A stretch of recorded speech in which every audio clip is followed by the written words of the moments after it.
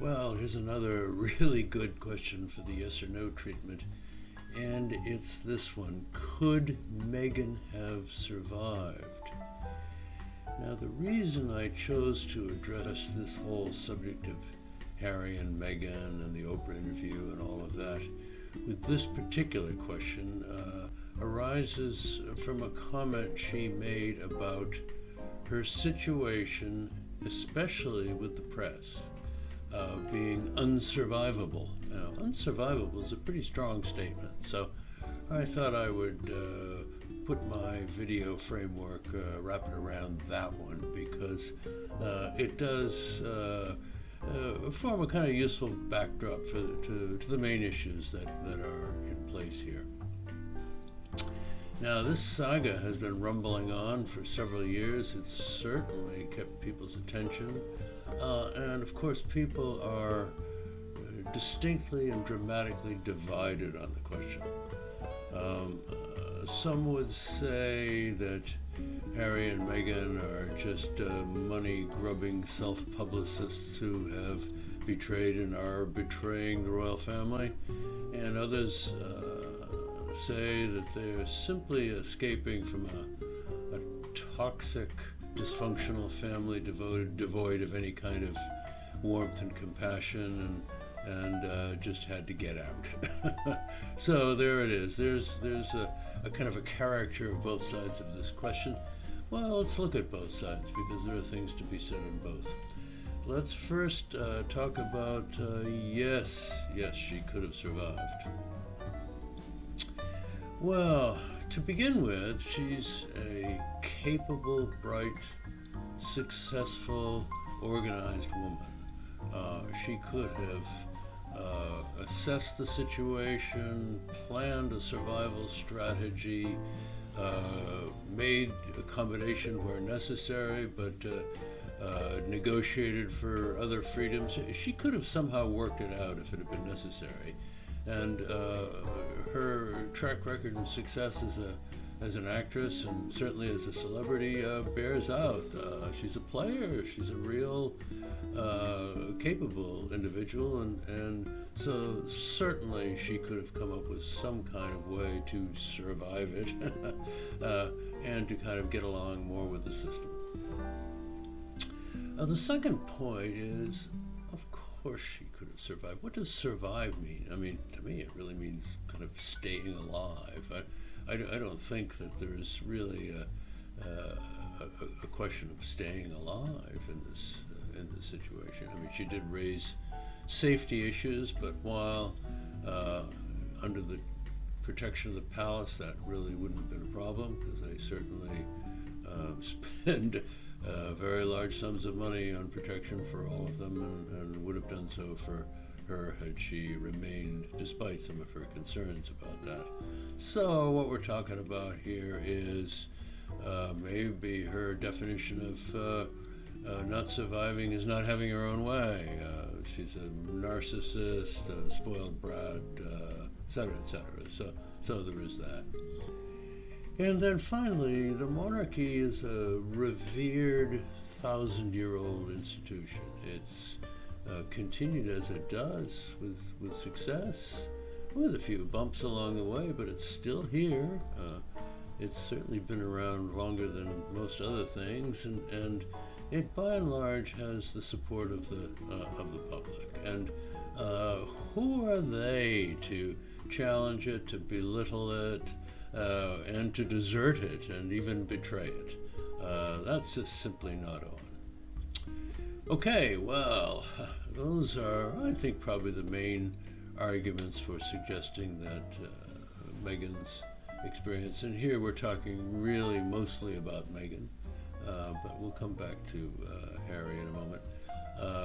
The reasons really for Meghan's survivable comment.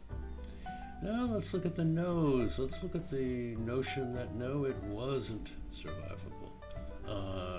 For her, the unending belittlement, excoriation from the press must have become almost unbearable. After all, it hasn't been too long ago that she was the darling And the press has really been very hard on her, and she's found it really kind of impossible to deal with.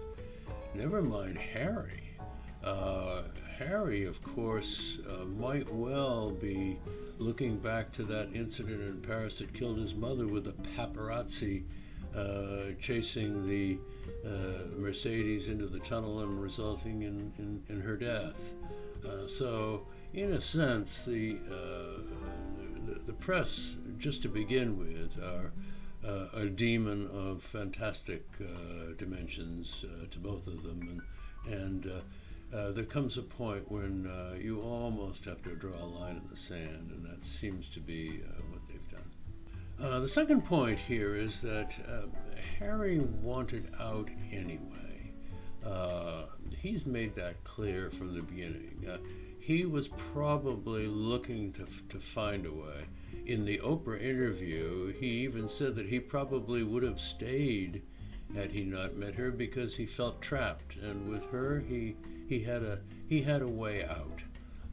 And so in that sense, for him to be saying that, as well as she talking about the press, that sounds like a pretty unhappy, desperate person. So in that sense, that supports her unsurvivable allegation, and also her decision along with Harry to leave. Furthermore, it probably seems that Harry misled her about the rules of the game. She famously said that she didn't do a lot of research about what it would be like to live in the royal family, and she may be a successful actress, maybe she's not all that street smart, who knows. But in any case, Harry was, I think, so in love with her and so desperate to have her, and also to have her as a kind of counterweight to the atmosphere at the palace that he didn't really care for, that he probably overlooked really briefing her on what it was going to be like. And so she arrived and found herself in an institution that she simply couldn't cope with, and therefore found it unsurvivable as well. Some of the strictures that she mentioned were really quite surprising.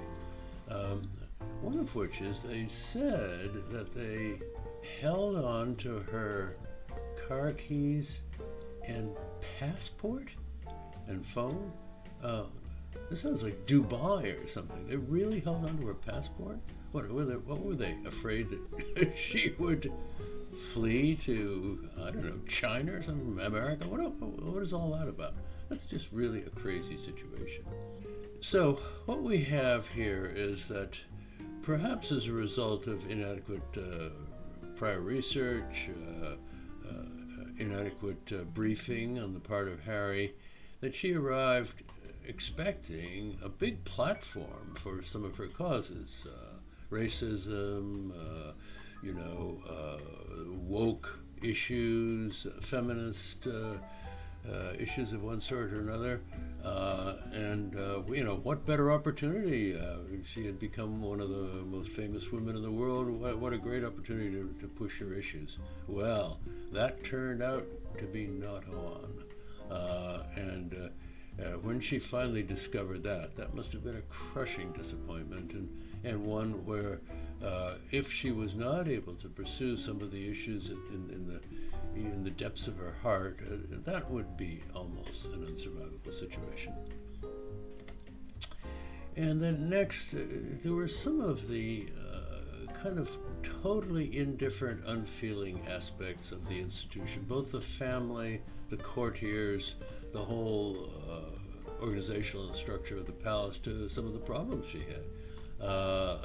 She tried to get help for her suicidal feelings, was ignored, rebuffed, according to her.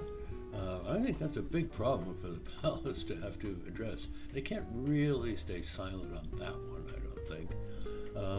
And of course there was the famous reference to wondering how dark the skin of her baby was going to be, which is on the one hand, the sort of thing that people might kind of casually mention in a pub or something, but for God's sakes, in this day and age, it must have been crushing for her. She's hypersensitive about racial issues to begin with, so that would be something that was almost unbearable. And that in an atmosphere where she felt that not only did she not get any support from the royal family, but that they are really a place where any kind of compassion or help just isn't part of the rubric. Oh dear. Harry even mentioned that the relationship has been strained even with the members of his family. When he was having a tough time, he said that his father actually stopped taking his calls. Good grief. What kind of toxic brew is that? I mean, I can understand if he was being a pest or something, but that doesn't sound like that. I think Charles, who has grown up in this atmosphere of never apologize, never explain, and one of almost unlimited arrogance and entitlement, how he would think nothing of just cutting him off. So I think that particular experience for Harry redoubled his decision to support Meghan's feelings of unsurvivability. Oh dear, well, those are a lot of reasons why it wasn't survivable, why it was a real mess in their view that they just simply had to escape. Well, what is my view on this thing? Well, my take starts with the notion that I am continually impressed on questions of this sort with how tribal people's positions are. A very high percentage of people who watch that interview or refuse to watch the interview or have a point of view about the interview have long since made up their mind and don't want to be affected by the facts. I must say, my wife's and my view of the situation was somewhat changed by that interview, so I don't put myself among them. But tribal views really put people in concrete of these issues. If you're a royalist and you feel that the royal family are a great thing for Britain, you're just not going to listen to any arguments on the other side, and you're going to look for ways to go after this couple and to talk about how dreadful they are and how dishonorable they are.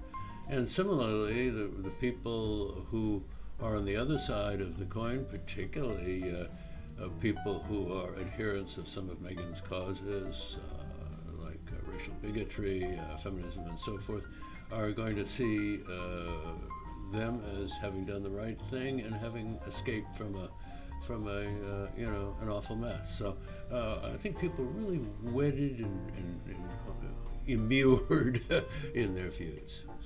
Second, I have to say that the cultural divide here is probably one of the biggest problems. No matter how you cut it, Meghan really never would have fit in over here and in the palace, and Harry's going to have a hard time fitting into the kind of rich California scene. He is an outdoor guy, so that will help a little bit. But it's going to be a struggle for him. You do read about marriages between people from wildly different cultures, the classic of the woman who falls in love with the Maasai warrior and all that kind of thing. And these cultural differences are not to be sneezed at. And I think it's really a tough thing for them. And if anything, it may be eventually the undoing of their marriage. I don't know. I hope not, but anyway, there is that. Next, I suppose it's a possibility that this whole endeavor could have been a long-term cynical plan by Meghan to accomplish what she's accomplished. So after all, she is now one of the most famous women in the world. She's married to a rich guy. She has a platform now for her various causes.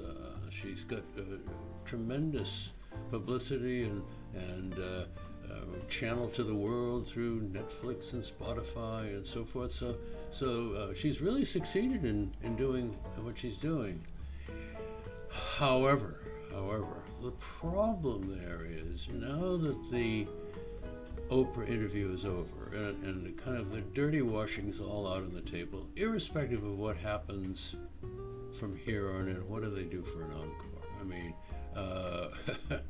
does anybody really want to hear about Meghan's insights about race and feminism? There's 1,000 other views out there that are more articulate than hers. So I have a feeling that the whole thing may kind of run out of steam, and then they'll be sort of stuck. So finally, let me say that they may be rich and famous, but I don't envy them. I really feel sorry for them. I wouldn't trade with them for the world. It's really kind of a mess. But I wish them the best. Okay, well, that's the end of my video. I hope you liked it. It's really an interesting subject, and one that maybe, having watched my video, you might question some of your views on either side. I would hope so. That would be great. And in any case, comment, look for a notification, etc., and I'll see you with the next one. Thanks a lot. Bye-bye.